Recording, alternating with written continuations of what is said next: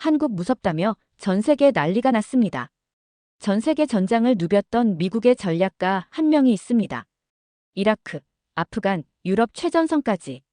수십 년 동안 그는 전쟁을 계산했고 누가 이기고 누가 질지를 지도 위 숫자만으로 설계하던 사람이었습니다. 그런 그가 한국을 찾았습니다. 그리고 딱 하루 만에 무너졌습니다.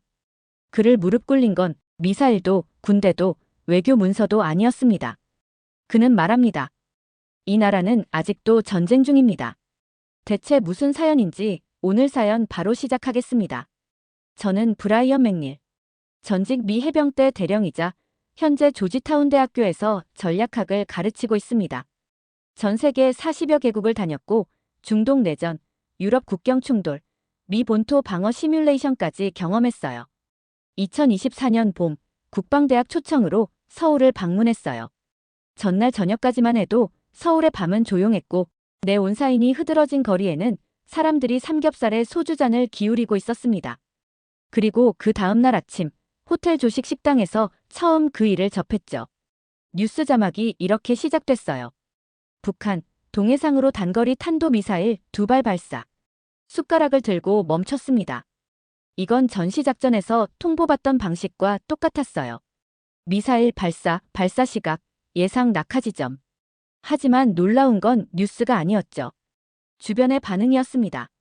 어느 누구도 놀라지 않았어요. 어떤 사람은 국물에 밥을 비볐고 어떤 직장인은 휴대폰으로 날씨를 확인하며 커피를 마셨죠. 처음엔 무감각이라 생각했습니다. 전쟁의 긴장에 너무 익숙해져서 감정이 마비된 사람들일 거라고요. 하지만 아니었어요. 식사를 마친 후 호텔 프런트 직원에게 조심스럽게 물었죠. 미사일이 발사됐는데 대피 매뉴얼 같은 건 없나요? 그는 웃으며 말했어요. 서울엔 민방위 대피소가 수천 개 있고 이 호텔도 지하에 방공 설비가 있어요. 모의 훈련도 정기적으로 진행하고 있고요. 혹시나 상황이 커지면 시에서 즉시 경보 메시지를 발송합니다. 그때까진 일상 유지가 원칙이에요. 전직 군인으로서 압니다. 이런 태도는 교육 없이는 나올 수 없어요. 이건 훈련된 평정이었고 반복된 시뮬레이션의 산물이었죠. 제가 미 국방부에서 근무할 당시 미국은 미사일 경보가 울리면 회피 또는 전면 대응이 기본 원칙이었습니다. 하지만 한국은 정반대였어요. 정보 확인, 대피 판단, 상황 유지만큼은 지켜낸다. 그날 오후엔 실제로 시민들과 함께 지하철을 탔어요. 누군가 이어폰으로 드라마를 보고 있었고 한 남성은 뉴스 대신 주식 시세를 보고 있었죠. 그리고 또다시 자막이 떴습니다. 북한, 추가 미사일 한 발 발사 확인. 그 순간 주변의 누구도 고개를 들지 않았어요. 당연한 듯 일처럼 받아들이고 있었습니다. 그제야 깨달았죠. 이 나라는 전쟁을 무서워하지 않기로 결정한 나라라는 것을요. 그리고 그 결정은 단지 정신의 문제가 아니었어요. 시민 교육, 도시 설계, 국가 시스템, 군사 전략 모든 것이 맞물려 만든 의도적인 침착함이었습니다. 전쟁에 대처하는 방식은 총을 드는 것만이 아닙니다. 그 사실을 저는 서울 시민의 아무 일 없다는 듯한 움직임에서 배웠어요. 서울 시민들이 미사일에도 동요하지 않는 모습을 본 후 저는 한 가지 질문에 사로잡혔어요. 대체 이 나라 사람들은 왜 이렇게 태어난 걸까? 감정을 숨기는 민족성인가? 아니면 정보가 통제되는 건가? 하지만 그 어떤 가설도 곧 무너졌죠.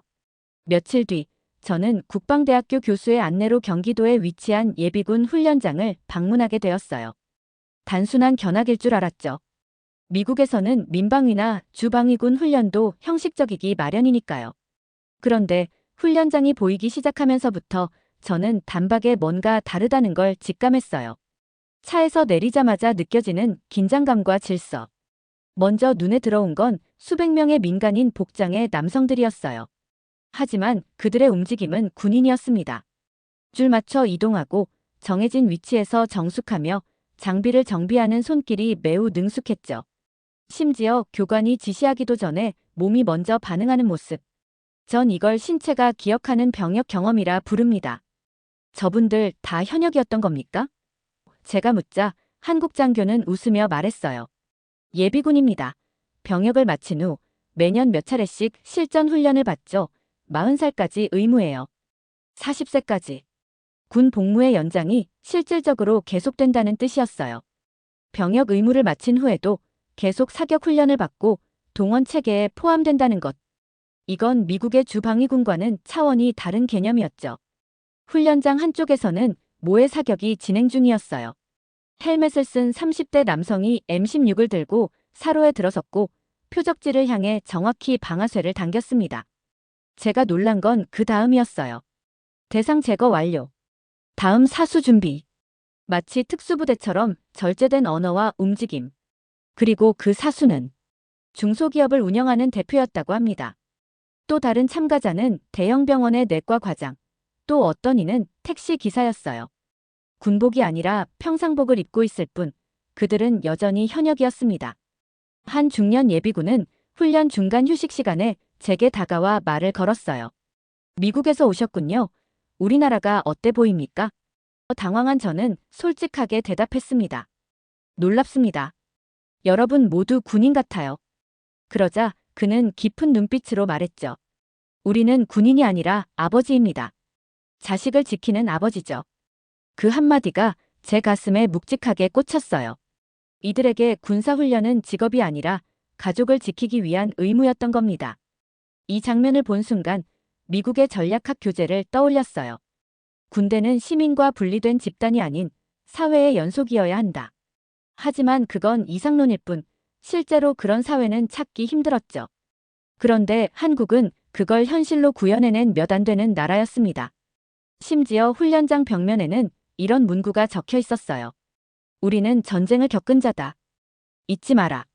이 사람들이 전쟁을 두려워하지 않는 이유는 군인이 되려고 한 게 아니라 이미 한 번씩 군인이었기 때문입니다. 한국 교수가 제게 이렇게 말했습니다. 맞는 말이었어요. 이 나라는 전쟁에 대비하는 법을 입으로 말하지 않았고 훈련장에 군복만 있는 게 아니었죠. 길거리에도 사무실에도 학교에도 언제든 전투 모드로 돌아갈 수 있는 시민들이 있었습니다. 그리고 그들은 나라를 지킨다는 말을 거창하게 여기지 않았어요. 그저 매년 주어진 훈련을 받으며 전쟁이 일어났을 때 내가 나가는 건 당연하다는 인식을 자연스럽게 품고 있었죠. 그건 강요된 의무가 아니라 경험에서 나오는 자발적인 생존 본능이었습니다. 그날 훈련장 철문을 나서는 제 가슴 속에 한 문장이 새겨졌어요. 이 나라는 군대를 갖고 있는 게 아니라 국민 전체가 군대다. 예비군 훈련장에서 나온 그날 깊은 생각에 잠겼어요. 국민이 군대라는 말, 그건 단지 비유가 아니었습니다. 실제로 이 나라는 전 국민이 전쟁에 익숙한 민간 전투요원처럼 움직이고 있었으니까요. 하지만 다음 날 또 하나의 충격을 맞이하게 됐죠. 서울 코엑스에서 열린 국제방산 전시회. 사실 이런 전시가 형식적이라고 생각해왔어요. 각국의 무기를 전시하고 기술을 소개하는 자리. 보통은 미국, 독일, 프랑스 같은 나라들이 무대를 장악하죠. 그런데 이번엔 달랐습니다. 가장 큰 전시관 한가운데 K방산관이라는 이름이 붙은 한국 방산 기업 전시장이 있었어요. 그 앞에는 유럽 군복을 입은 장교들, 중동에서 온 왕실 경호요원, 동남아시아 정부 고위급 관계자들이 줄을 서 있었습니다. 내가 알던 한국은 늘 무기를 미국에서 사오는 나라였는데 이제는 세계 각국에 무기를 파는 나라가 되어 있었습니다. 그곳에서 대한민국이 자체 개발한 K9 자주포, 천무 다연장 로켓, 현무 탄도미사일, KF-21 전투기를 직접 보게 되었어요. 참모총장급군 관계자들이 한국 엔지니어의 설명을 경청하는 모습은 그저 놀라웠습니다. K9 자주포의 사거리는 40km, 세계에서 가장 많이 수출된 자주포였고 노르웨이, 호주, 폴란드, 핀란드가 이미 계약을 맺었다고 하더군요. 현무 미사일은 탄두 중량 2톤에 달하는 괴물 같은 무기였고 한국은 이걸 전술핵 없는 핵대체 전력이라고 설명했어요. KF-21 보람에는 아직 개발 중이지만 기체 디자인, 스텔스 능력, 무장 시스템을 보니 F-16과 유로파이터 사이 어딘가에 완성도를 지닌 기종이었습니다. 한 전시 부스에서는 젊은 엔지니어가 열정적으로 무인 전투 시스템에 대해 설명하고 있었어요. 우리의 무인 감시정찰 드론은 북한 지역을 24시간 모니터링하고 있습니다. 유사시 타격 드론으로 즉시 전환돼 선제 방어가 가능해요. 그의 말에 주변의 외국 관계자들이 깊이 고개를 끄덕였습니다. 제가 더 놀란 건 설명을 하는 한국 기술자들의 말투였어요. 우린 아직 완성형이 아닙니다. 하지만 우리 방식으로 우리가 지킬 수 있는 무기를 만들고 있어요. 그들의 목소리에는 겸손함과 동시에 강한 자신감이 묻어났습니다. 감탄을 넘어서 머쓱함을 느꼈어요. 이런 무기를 만든 나라에 대해 한때 방어력 취약국, 미국의 보호를 받는 국가라 생각했던 겁니다. 그런데 이제 한국은 독자적인 방산 생태계를 구축하고 세계 시장에서 경쟁력 있는 무기 시스템을 공급하는 나라가 되어 있었어요. 1950년대 전쟁의 폐허에서 이제는 세계 분쟁지대에서 전쟁을 막기 위한 무기를 수출하는 나라가 된 것입니다. 사야만 했던 나라가 파는 나라가 된 것이죠. 전시 부스 한쪽엔 우크라이나, 중동, 인도, 파키스탄 국경에서의 K무기 활용 사례가 영상으로 나오고 있었습니다. 실제 교전 지역에서 한국 무기가 적의 진격을 막는 장면. K9 포신이 불을 뿜고 천무가 하늘로 12발의 로켓을 동시에 발사하며 방어선을 유지하는 영상이었어요. 제가 예전 이라크에서 경험했던 포격전과 너무 닮아 있어서 정말 한동안 말이 안 나왔습니다. 이런 걸 한국이 한다고. 제 인식 속 한국은 여전히 6.25.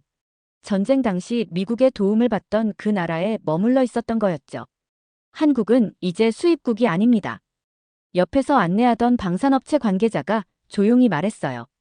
우린 우리가 직접 만든 무기로 우리가 설계한 전쟁을 억제하는 나라가 됐습니다. 그의 말은 자랑이 아니라 보고였습니다. 전 그 말을 듣고 한참 동안 전시장 한복판에서 멈춰 섰어요. 눈앞에 펼쳐진 광경은 저의 모든 고정관념을 깨부수고 있었습니다. 이 나라는 전쟁을 막기 위해 무기를 사는 게 아니라 전쟁을 멈추게 만들 무기를 파는 나라가 되어 있었어요. 그건 전쟁을 두려워하지 않기 위한 가장 논리적인 방식이었습니다.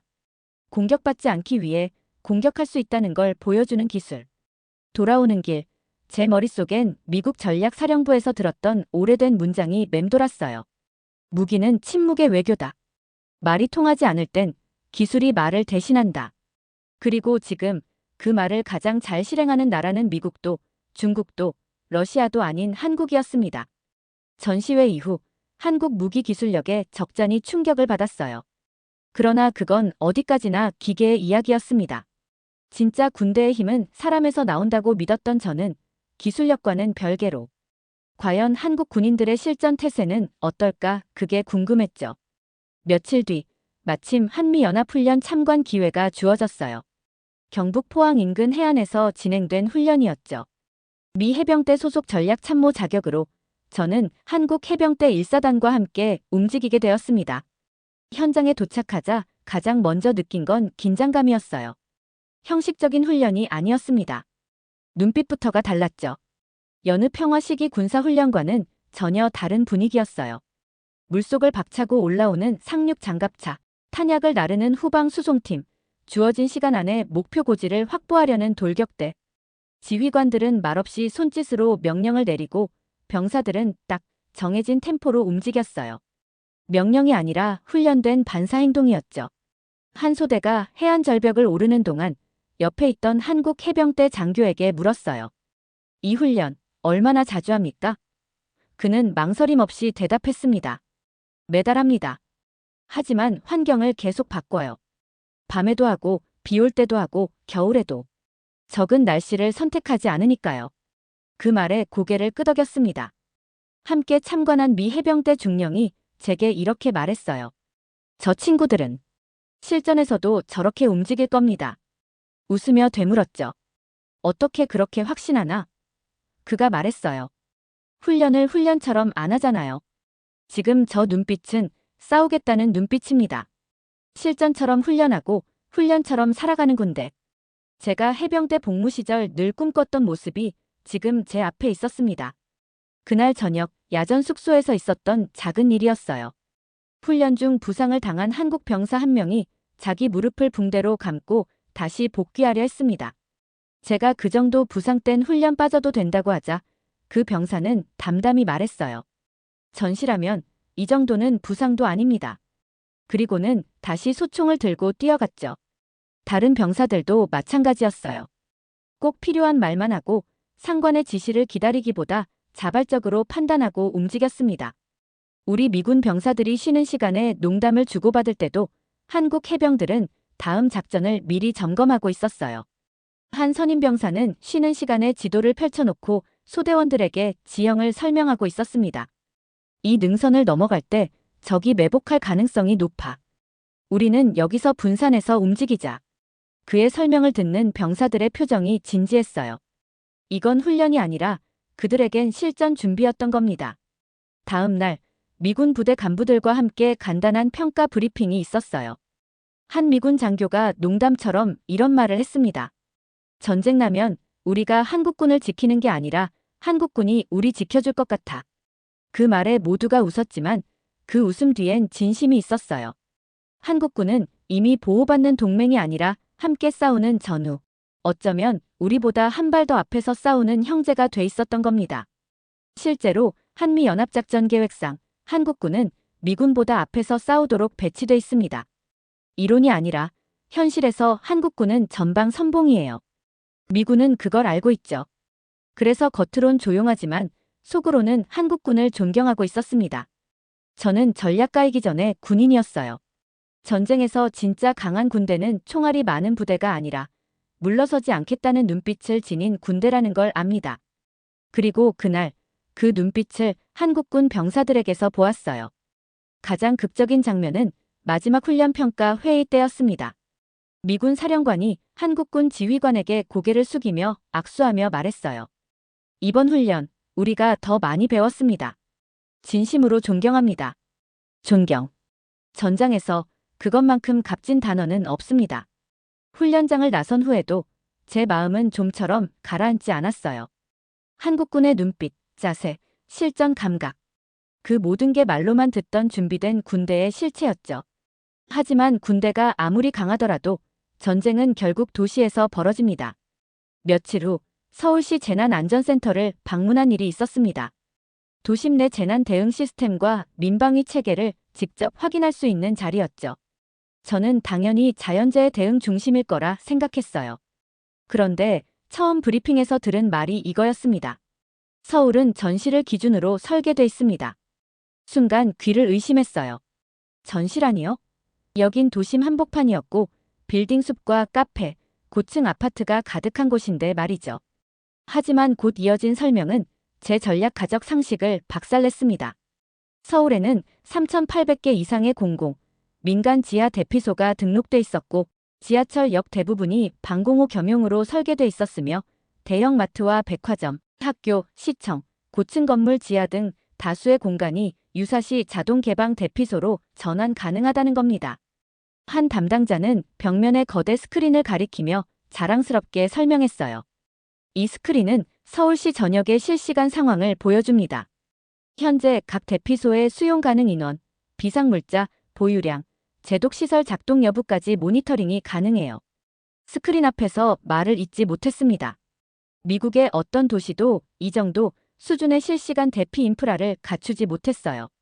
특히 놀라웠던 건 시민재난 문자 시스템이었습니다. 국가가 판단하면 수초 안에 특정 지역 주민 수백만 명에게 위치 기반 실시간 경고 문자를 보내 대피 유도 및 경로 안내까지 가능하다는 사실. 이건 제가 미 본토에서 보던 것보다 한 세대는 앞선 수준이었어요. 저희는 유사시 어떠한 정보 패닉도 없을 거라고 자신합니다. 센터장이 자신감 있게 말했어요. 시민들은 자신이 어디로 가야 하는지, 어떻게 행동해야 하는지 이미 알고 있으니까요. 그의 말에 심각한 진실이 담겨 있었습니다. 서울 곳곳에 숨겨진 비상전력 차단 장치, 상수도 자동 폐쇄 기능, 화생방 대응 설비까지. 한국은 평화로운 도시를 가장한 거대한 전시 통제망 위에 존재하는 수도였어요. 재난센터를 나와 실제 도심으로 이동했습니다. 지하철을 타보니 플랫폼 벽마다 비상용 산소통, 방독면 보관함이 보였고 아파트 엘리베이터 안엔 지하 대피소 위치를 숙지해주세요라는 안내문이 붙어 있었어요. 다음 날 서울의 한 중학교에서 정기 민방위 훈련이 열린다는 이야기를 듣고 급히 찾아가 봤어요. 훈련 중이던 한 노교사가 학생들에게 말했어요. 여러분, 이건 그냥 수업이 아니에요. 여러분의 생명을 지키는 법입니다. 우리 부모님 세대는 이런 훈련 없이 전쟁을 맞았어요. 하지만 여러분은 다릅니다. 여러분은 준비됩니다. 그 말을 듣는 학생들의 눈빛이 달라졌어요. 장난스러움은 사라지고 진지함이 깃들었습니다. 한참을 지켜보다 교장 선생님께 조심스레 물었어요. 학생들에게 저런 훈련을 시키는 건 너무 과한 거 아닌가요? 그는 웃으며 말했습니다. 이 나라는 전쟁을 겪었고 다시 겪을 수도 있어요. 한국은 전쟁을 기억하는 방식부터 달랐습니다. 기억은 문학이 아니라 설계가 되었고 트라우마가 아니라 전시 매뉴얼로 바뀌었고 비극은 역사책이 아니라 도시 구조 그 자체에 새겨져 있었던 겁니다. 중요한 것은 이 모든 대비가 극단적 공포가 아닌 일상적 준비로 자리 잡았다는 거예요. 아이들은 방독면 훈련 직후 농구를 하고 어른들은 민방위 교육을 마치고 술집에 모여 축구 이야기를 나눕니다. 위협을 무시하는 것도 위협에 굴복하는 것도 아닌 위협을 관리 가능한 현실로 받아들이는 태도였어요. 미국에서조차 민간인이 이 정도로 전시에 대비한 국가는 없습니다. 지하철이 방공호라는 개념조차 우리에겐 이론일 뿐이었으니까요. 그들은 공포에 떨지 않았습니다. 대신 아주 조용히 그리고 일상처럼 그날을 연습하고 있었어요. 한국이라는 나라를 처음 전략 지도로만 봤을 때 저는 이 땅이 너무 작고 너무 가까우며 너무 위험한 곳에 있다는 생각을 했어요. 북한이라는 적이 바로 위에 있고 중국과 러시아, 일본이라는 강대국 사이에 끼어 있으며 미국과는 지리적으로도 정치적으로도 애매한 거리감. 그래서 저는 한국이 언제든 터질 수 있는 화약고라고 판단했습니다. 그런데 한국에 와서 완전히 다른 사실을 깨달았어요. 이 나라는 전쟁을 두려워하지 않는 나라였고 심지어 전쟁을 계산하고 설계할 수 있는 시스템을 가진 나라였습니다. 한국군 관계자로부터 삼축 체계에 대해 설명을 들었을 때 처음엔 그저 형식적인 전략이라고 생각했어요. 그런데 설명이 이어질수록 점점 충격을 받았습니다. 첫 번째 축, 킬체인. 북한이 미사일을 쏘기도 전에 발사 조짐을 보이는 순간 바로 타격하는 선제 공격 체계. 정찰 위성과 전자감시, 열감지 기술을 통해 쏘기 전에 죽인다는 개념을 현실화한 전략이었어요. 두 번째, KAMD 한국형 미사일 방어 체계. 북한이 실제 미사일을 쐈을 때 하늘에서 요격할 수 있도록 다층 방어망을 구축한 구조. 미국의 THAAD, 패트리엇 시스템과 별개로 한국이 독자적으로 설계한 방공망이라는 점이 저는 특히 놀라웠습니다. 마지막 세 번째, KMPR 대량 응징 보복. 북한이 남한에 실질적 피해를 입혔을 경우 평양 중심부, 지휘부, 핵심 인프라에 즉시 응징 타격을 가하는 보복 전략. 담당 장교는 열정적으로 설명했어요. 우리의 현무 미사일은 북한의 어떤 지점도 15분 이내에 타격할 수 있습니다. 그들이 알아야 해요. 우리는 더 이상 당하기만 하는 나라가 아니라는 것을. 이 세 축은 그 자체로 전쟁을 이기는 방식이 아니라 전쟁을 시작조차 하지 못하게 만드는 구조였습니다. 이걸 단순히 이론으로 설명한 게 아니라 전투 시뮬레이션 자료와 실제 대응 계획까지 직접 보고 듣고 나니 제가 미국에서 배운 전략 억제 개념보다 훨씬 현실적이고 정교했어요. 한국군 전략 장교에게 물었습니다. 전쟁이 터지면 진짜로 선제 타격까지 할 수 있습니까? 그는 조용히 그러나 분명하게 말했어요. 그럴 일은 없어야겠지만 그 순간이 오면 우리는 누가 먼저 쐈는지를 따지지 않습니다. 우리는 살아야 하니까요. 그 한마디가 제 모든 판단을 뒤집었습니다. 한국은 전쟁을 계획하는 나라가 아니었어요. 전쟁을 억제하는 데 모든 자원을 투입하는 나라였죠. 그리고 그 억제는 군사력 하나로 완성되지 않았습니다. 정보, 통신, 국민의식, 외교력, 기술력. 모든 분야가 유기적으로 연결된 구조였어요. 미국은 핵을 중심으로 억제력을 구성하지만 한국은 모든 수단을 합쳐 억제력 자체를 설계하는 나라였습니다.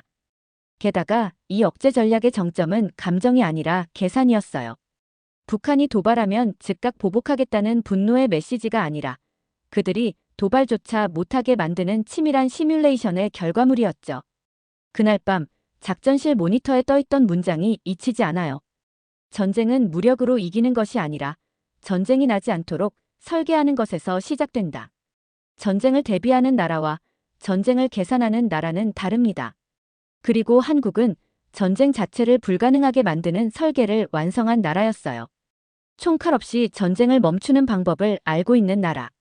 그게 바로 이 나라가 전쟁을 두려워하지 않는 가장 큰 이유라고 느꼈습니다. 한국에 머문 지 한 달이 되어갈 무렵 머릿속으로 이 나라를 수없이 해체하고 다시 조립하고 있었어요. 지리적 불리함, 지정학적 압박, 군사적 위협. 그 어떤 이론으로도 이 나라가 현재 상태로 존재하고 있다는 사실을 논리적으로 설명하기 어려웠습니다. 전쟁을 겪은 나라 중 대부분은 방어에만 목숨을 겁니다. 하지만 한국은 방어를 넘어서 억제하고 계산하고 예비하고 심지어 수출까지 하고 있었어요. 그건 단지 체계의 문제는 아니었어요. 정신, 그 무엇보다도 정신이 다르다는 걸 깨닫기 시작한 건 광화문에서 우연히 마주한 전시회 때문이었습니다. 한국의 저항과 재건이라는 이름의 거리 전시회. 처음엔 관광객용으로 만든 홍보용 콘텐츠라 생각했어요. 하지만 아니었습니다. 그곳에는 이 나라의 진짜 전쟁 기록이 있었어요. 1894년 동학농민운동, 1919년 3.1운동, 1920년 봉오동 청산리 전투, 1950년 한국전쟁, 1980년 광주, 1997년 IMF, 2020년 코로나, 2025년 지금. 도대체 이 나라엔 한 세대라도 평온했던 시대가 있었던가요? 그런데 놀라운 건 그 모든 위기 뒤에 우리가 다시 일어났습니다라는 메시지가 따라붙는다는 겁니다. 전시회 말미에는 이런 문구가 있었습니다. 우리는 전쟁에서 진 적이 없다. 왜냐하면 싸움을 포기한 적이 없기 때문이다. 그 문장을 읽는 순간 모든 게 퍼즐처럼 맞춰졌어요. 이 나라는 전쟁을 두려워하지 않는다. 그게 처음이라서가 아니라 너무 많이 겪었기 때문에, 그것을 감정이 아니라 습관처럼 받아들이기 때문이다. 미국에서는 국가의 재건을 위해 정책과 자금, 동맹을 논합니다. 그런데 이 나라는 서민, 농민, 광부, 교사, 공장 노동자, 어머니들이 그 재건의 주체였어요. 누가 시키지 않아도 위기가 닥치면 이들이 먼저 나왔고, 삽을 들고 포대를 나르고 전기를 연결하고 땀을 쏟아부었습니다. 이건 정치의 결과가 아니라 민족 DNA 그 자체였어요. 한국의 위기는 정치나 제도가 해결한 게 아니라 국민이 버티는 방식으로 해결해낸 거였습니다. 그래서 저는 알게 됐어요. 이 나라에서 가장 강한 건 무기가 아니라 기억이라는 것. 그리고 그 기억은 단지 회상용이 아니라 매뉴얼로, 구조로, 철학으로 살아있다는 것. 한국은 과거를 잊은 적이 없었어요. 잊지 않기 때문에 다시 무너지지 않는 거였습니다. 이 민족은 한 번 무너졌지만 다시 일어났고, 두 번 무너졌지만 다시 달렸고, 세 번 무너졌지만 결국 세상을 놀라게 했어요. 그런 나라가 어찌 전쟁을 두려워하겠습니까? 그날 밤 처음으로 확신했습니다. 이 민족은 결코 패배하지 않을 것이라고. 왜냐고요? 싸우는 기술이 아니라 버티는 방식부터가 전 세계에서 가장 강했으니까요. 서울을 떠나기 전날 밤, 저는 다시 광화문 거리를 걸었어요. 유리창에 비친 제 얼굴을 보며 이 한 달 동안 제가 본 한국을 곱씹었어요. 전쟁을 두려워하지 않는 나라. 처음엔 그게 무슨 과장이려니 했습니다. 하지만 이제 저는 압니다. 이들이 싸우는 대상은 미사일이나 총알이 아니었어요.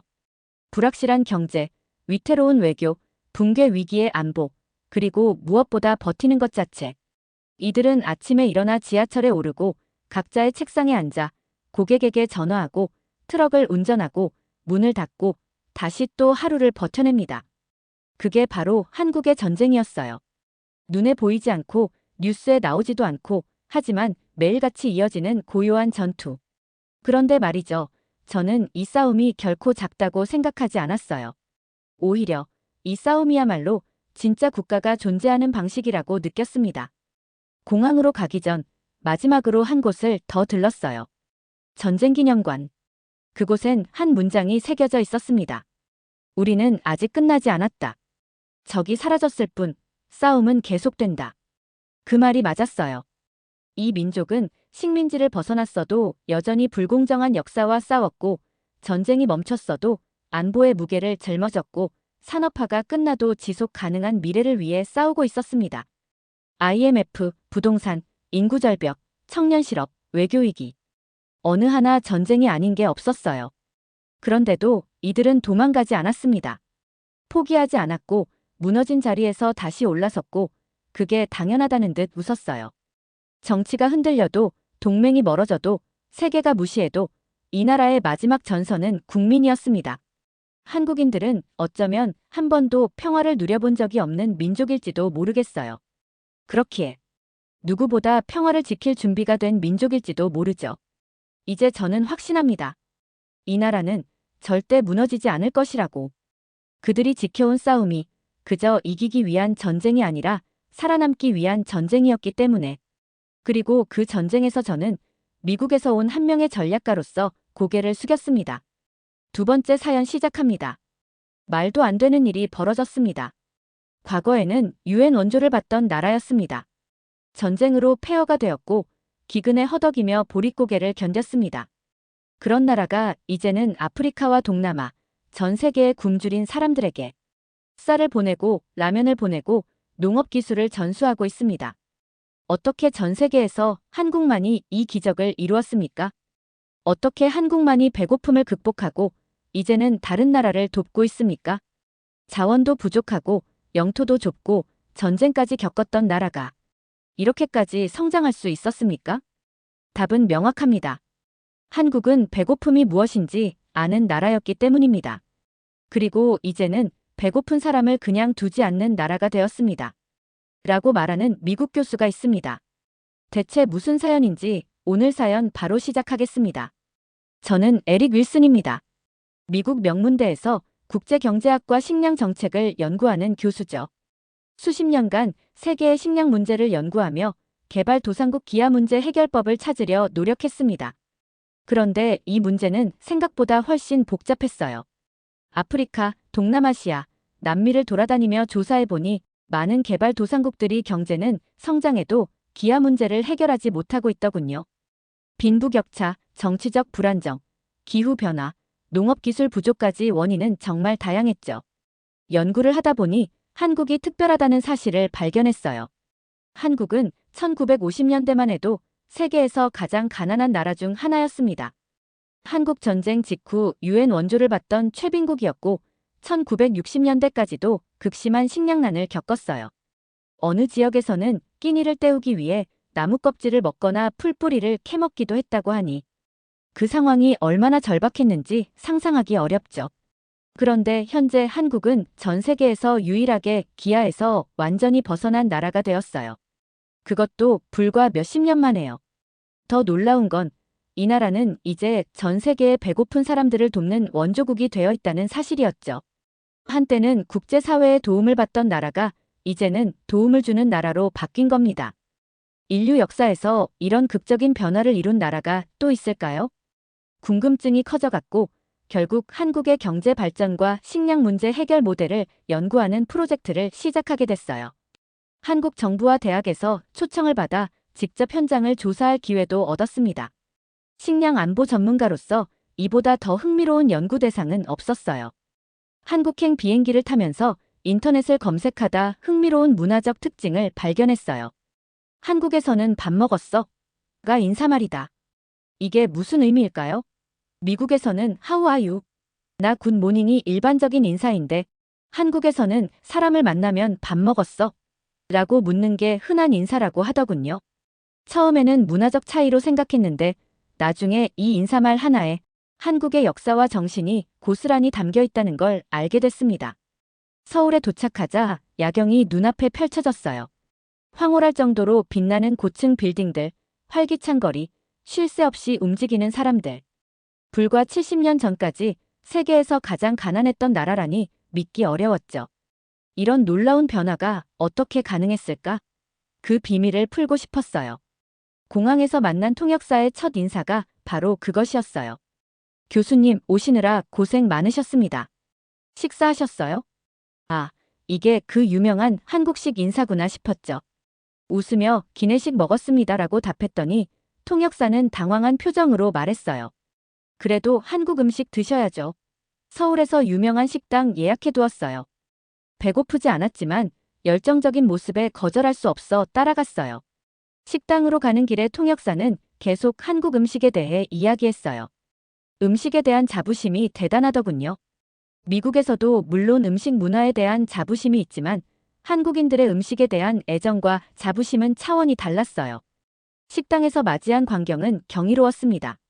저녁 식사가 아니라 왕의 연회 같았어요. 김치, 불고기, 된장찌개, 잡채, 각종 나물, 전, 해산물까지. 테이블 전체가 다양한 색깔의 음식으로 꽉 차 있었죠. 반찬만 10가지가 넘었어요. 미국에서 식사라 하면 메인 요리 하나의 간단한 사이드 정도인데 이건 완전히 달랐어요. 이게 다 한 사람이 먹는 양인가요? 하고 놀라서 물었더니 테이블에 있던 교수 한 분이 웃으며 대답했어요. 아니요.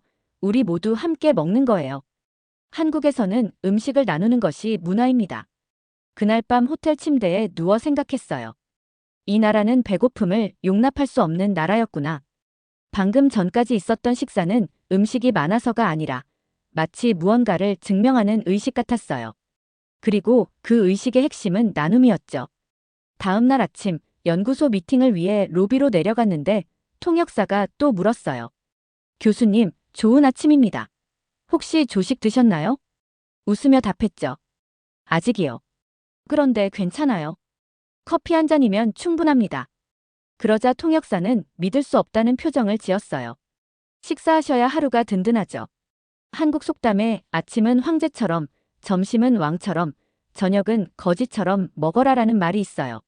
10분 후 또다시 엄청난 한식을 마주했습니다. 김치찌개, 계란말이, 나물 반찬, 뜨끈한 밥까지. 미국에서는 아침을 건너뛰는 게 흔한 일인데 한국에서는 큰 문제가 되는 분위기였어요. 좋든 싫든 저는 아침부터 든든한 한식으로 하루를 시작하게 됐죠. 식사를 하면서 주변 테이블을 보니 다들 열심히 식사를 하고 있었어요. 아무도 스마트폰을 보거나 다른 일을 하지 않고 오직 식사에만 집중하고 있었죠. 이것도 한국의 식사 문화구나 싶었어요. 음식에 대한 존중이랄까? 그런 분위기였습니다. 그날 한국 교수님과 식량 정책 논의를 마친 후 교수님이 물었어요. 에릭 교수님, 저녁 약속 있으세요? 없다고 답하자 환하게 웃으며 말했어요. 그럼 같이 밥 먹으러 갑시다. 피식 웃으며 물었죠. 한국에서는 밥이 정말 중요한 것 같네요. 교수님은 단호하게 대답했어요. 다 먹고 살려고 하는 건데요. 한국어에는 밥과 관련된 표현이 정말 많아요. 밥벌이, 밥그릇 싸움, 밥값하다. 밥은 생존과 직결된 문제니까요. 이 대화를 통해 한국어에서 밥이란 단어가 가진 특별한 의미를 이해하게 됐어요. 밥은 단순한 음식이 아니라 삶 자체, 생존의 상징이었죠. 교수님은 계속해서 설명했어요. 6.25 전쟁 후 한국은 극심한 식량난을 겪었어요. 많은 사람들이 굶어 죽었죠.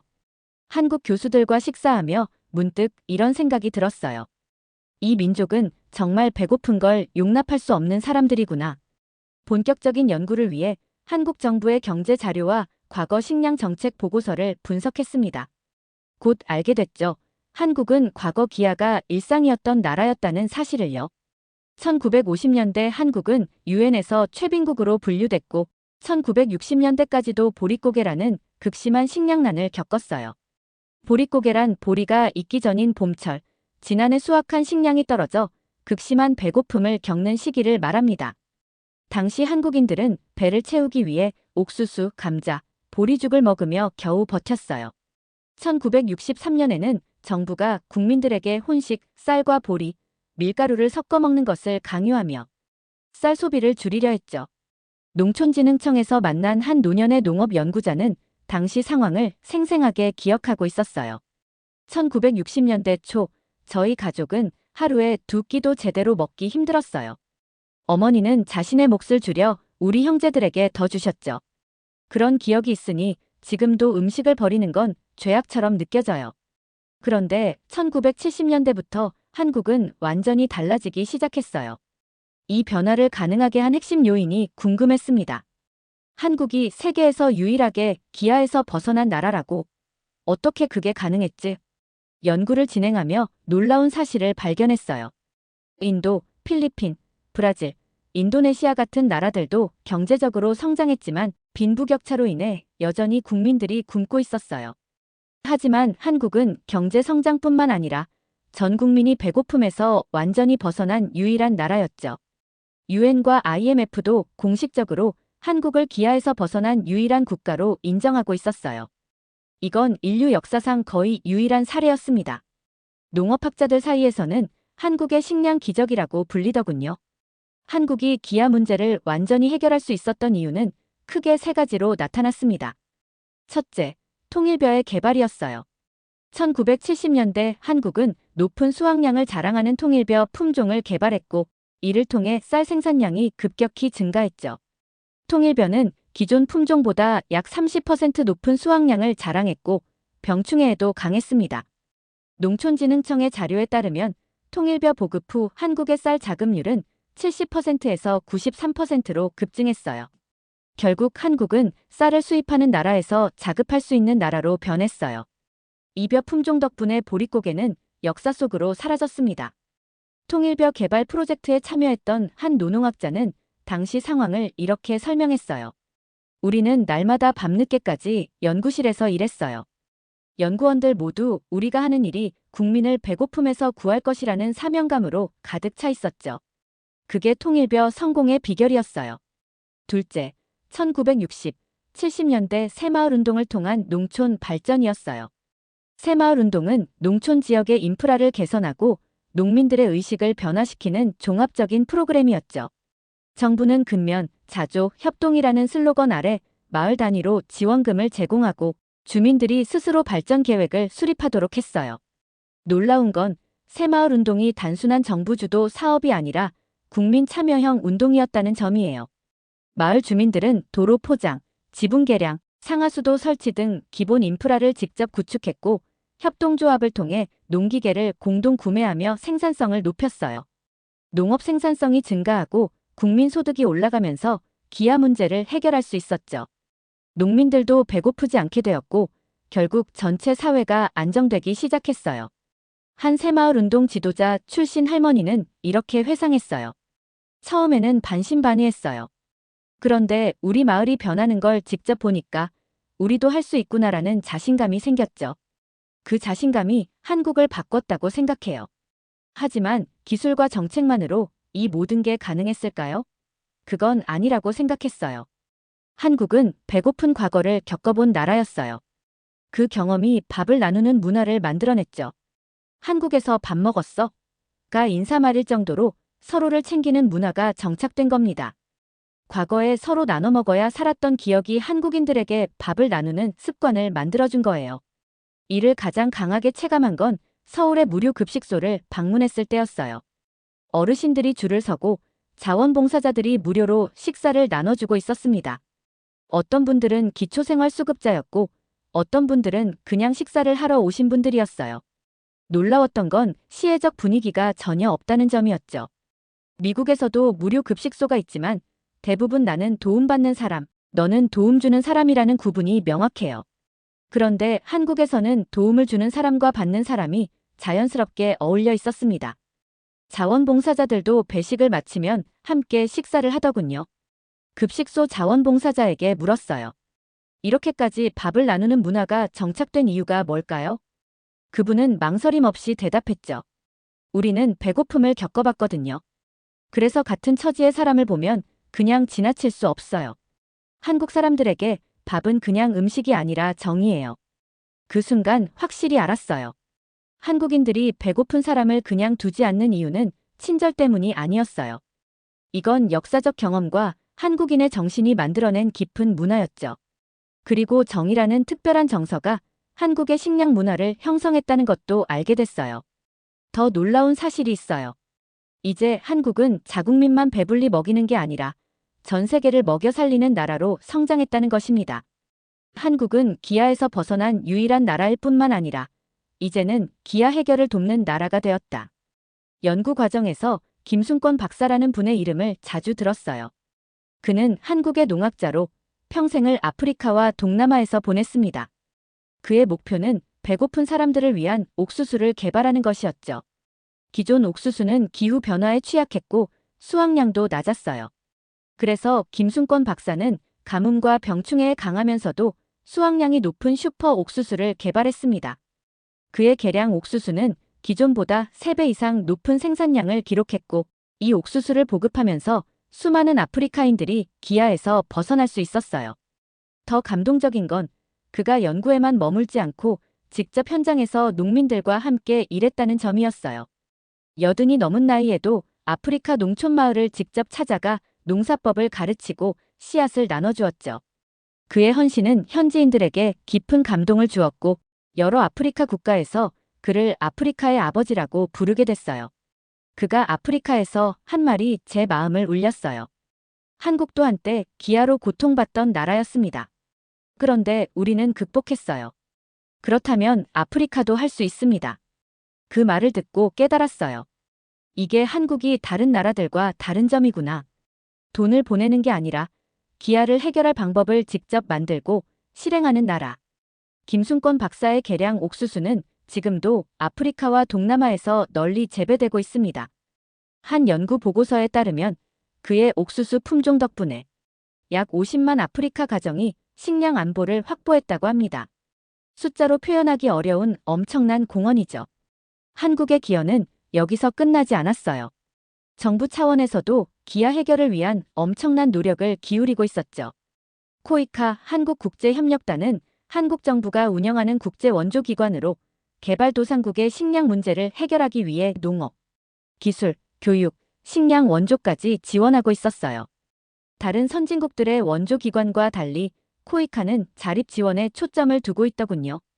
코이카의 프로젝트를 살펴보니 이런 것들이 있었어요. 아프리카, 동남아시아, 중남미 지역에 한국의 농업기술 전수, 스마트팜을 구축해 물이 부족한 지역에서도 작물이 자랄 수 있도록 지원, 식량이 부족한 지역에 긴급 구호물자로 한국산 즉석밥과 라면 제공, 개발도상국 농민들에게 친환경 농법 교육 및 종자 지원, 농산물 저장 및 가공 기술 전수로 식량 폐기물 감소 지원. 특히 인상적이었던 건 새마을 운동의 세계화 프로젝트였어요. 한국은 자신들의 농촌 개발 경험을 아프리카와 아시아 국가들에 전수하고 있었죠. 현지 실정에 맞게 조정된 새마을 운동은 많은 개발도상국에서 성공적으로 정착되고 있었어요. 탄자니아의 한 마을에서는 한국의 지원으로 관계시설이 만들어지고 주민들이 협동조합을 조직해 농산물 판매량이 2배로 늘었다는 보고가 있었어요. 베트남에서는 한국의 농업기술 지원으로 쌀 생산량이 30% 증가했다고 합니다. 여기서 또 한 가지 중요한 사실을 발견했어요. 한국은 원조국이 아니다. 지속 가능한 해결책을 만들어주는 나라다. 다른 나라들이 돈만 보내고 끝낸다면 한국은 실질적인 방법을 제공해서 그 나라가 스스로 기아에서 벗어날 수 있도록 돕고 있었습니다. 이건 한국이 과거 원조를 받던 시절의 경험에서 나온 접근법이라고 해요. 물고기를 주는 게 아니라 물고기 잡는 법을 가르치는 철학이었죠. 또 하나 흥미로운 점은 한국 라면과 즉석밥이 전 세계 긴급 구호 식량으로 활용되고 있다는 사실이었어요. 라면은 보관이 용이하고 조리가 간편하며 영양가도 높은 음식이에요. 즉석밥은 전자레인지나 끓는 물만 있으면 어디서든 먹을 수 있죠.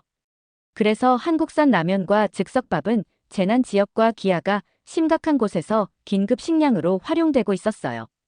2010년 IT 대지진, 2011년 동일본 대지진, 2022년 우크라이나 전쟁 때도 한국 기업들은 대량의 라면과 즉석밥을 기부했다고 합니다. 특히 전쟁이나 자연재해로 조리시설이 부족한 상황에서 한국의 즉석식품은 생명을 살리는 중요한 역할을 했죠. 한 구호단체 관계자는 이렇게 말했어요. 한국 라면은 구호식량 중에서도 선호도가 높아요. 맛도 좋고 포장이 튼튼해 운송 중 파손이 적고 유통기한도 길거든요. 게다가 현지인들도 금방 조리법을 배울 수 있어 실용적이에요. 코이카나 WFP 세계 식량 계획 같은 기관들이 긴급 구호 식량으로 한국산 즉석밥과 라면을 보낸다는 걸 알고 감탄했습니다. 한국은 이제 세계 식량 안보에 중요한 역할을 하고 있었어요. 도대체 한국은 왜 이렇게까지 먹는 것에 집착하는 걸까? 연구를 진행할수록 이건 문화나 경제적 이유가 아닌 한국을 만든 정신적 토대라는 걸 깨닫게 됐습니다. 한국은 오랫동안 외세의 침략과 전쟁을 겪은 나라였어요. 그 과정에서 기근과 식량난이 반복되었고 배고픔이 삶의 일부가 되었죠.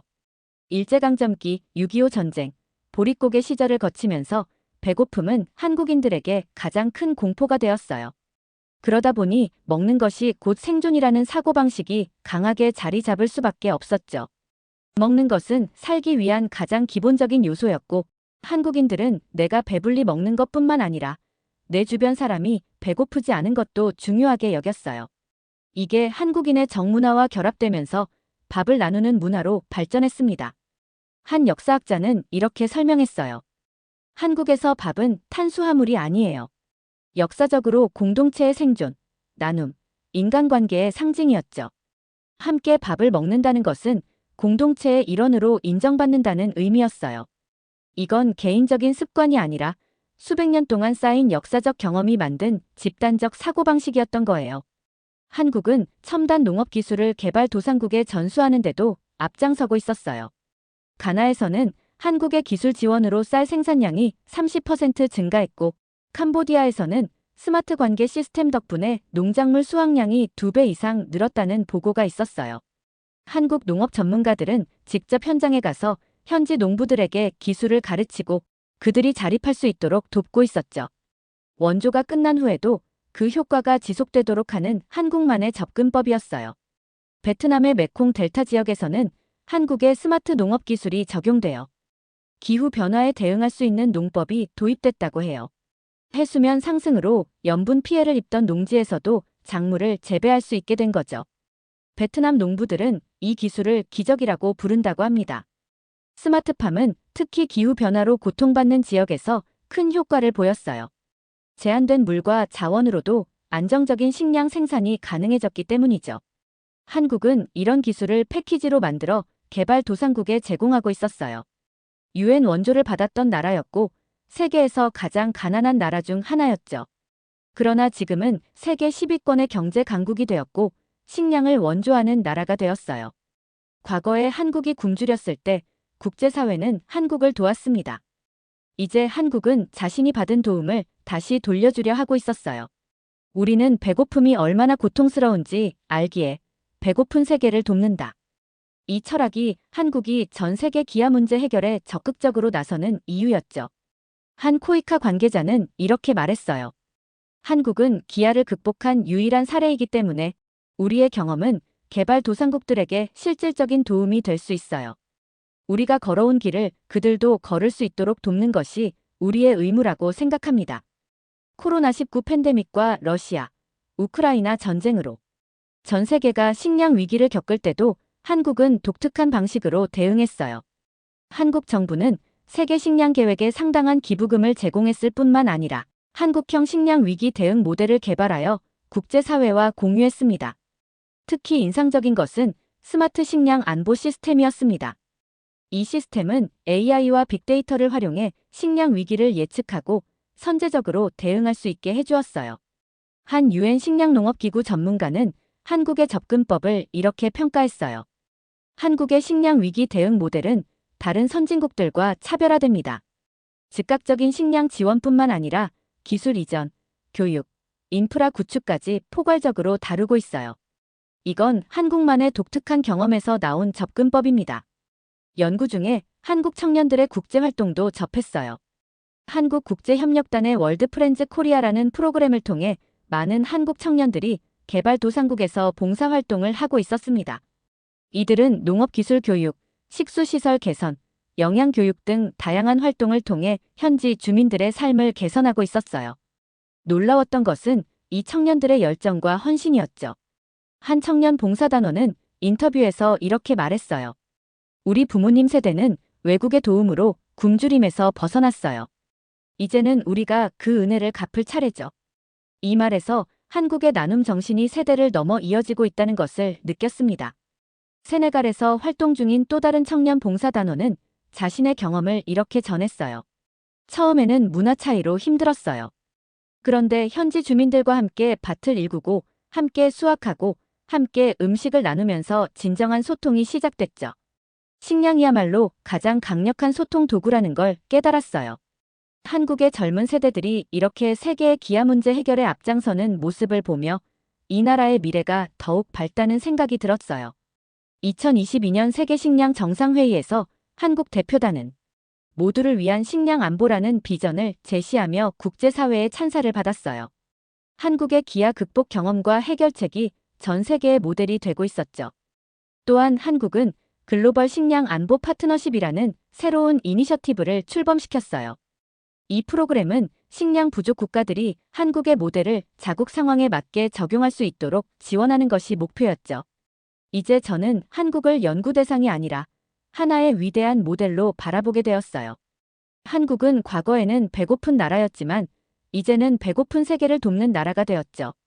그리고 이 철학이 한국을 더 위대한 나라로 만들어갈 거라고 확신합니다. 한국의 사례는 개발도상국들에게 희망의 메시지를 전합니다. 우리도 할 수 있다는 증거가 된 거죠. 그리고 선진국들에게는 원조의 본질은 무엇인가라는 질문을 던져요. 이제 한국은 스스로를 먹여 살리는 나라가 아니라 전 세계를 먹여 살리는 나라가 되고 있었어요. 이게 바로 한국이 만들어낸 기적이었습니다. 연구를 마치며 깨달았어요. 한국의 식량 기적은 기술과 정책의 성공을 넘어 역사적 경험이 만들어낸 특별한 정신에서 비롯됐다는 것을요. 배고픔의 아픔을 알기에 누구도 배고프지 않기를 바라는 마음이 한국을 특별하게 만들어준 거죠. 어쩌면 이것이야말로 한국이 세계에 줄 수 있는 가장 중요한 선물인지도 몰라요. 기술이나 경제적 성장뿐만 아니라 서로를 배불리 먹이려는 마음을 전 세계가 배울 수 있다면 지구상에서 기아는 사라질 수 있을 거예요. 미국으로 돌아가는 비행기에서 창밖을 바라보며 생각했어요. 세계 식량 문제의 해결책은 바로 여기 한국에 있었구나.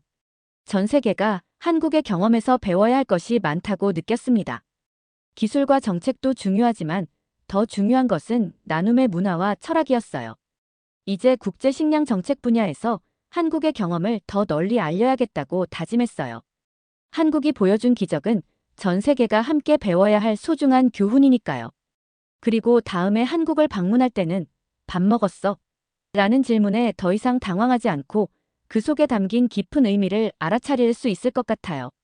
그것은 내가 배고프지 않기를 바라는 진심 어린 걱정이자 함께 나누고 싶다는 따뜻한 초대였으니까요. 오늘 사연이 재미있으셨다면 구독과 좋아요, 알림 설정까지 부탁드립니다. 더 재미있는 사연으로 돌아오겠습니다. 이상 감동탐험이었습니다.